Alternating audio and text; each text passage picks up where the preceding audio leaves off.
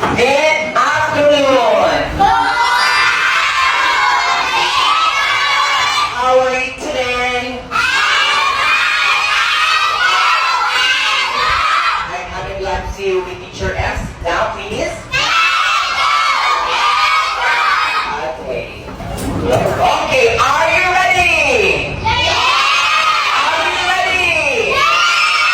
Okay, our topic for today is all about foods. Ready? Can you repeat after me? Foods. Okay, let's spell the word food. Ready? F O O C S. Foods. Okay.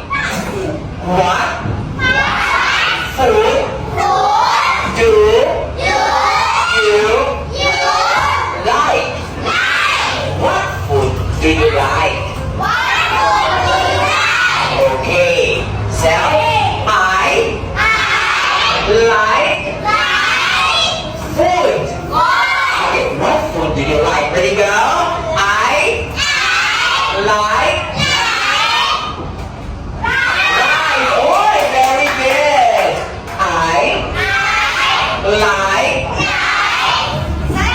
salad. Very good. Okay, I like sandwich. Okay, very good. I like ice cream. Very good.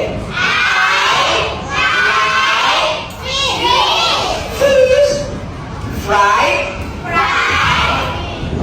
fish. Okay, ready, go. I like fish. Very good. Okay, all of these fried fish, rice, sandwich, salad, ice cream are what we call foods. Again, foods. Okay, if one only, no S. Food. If two, foods. Again, one.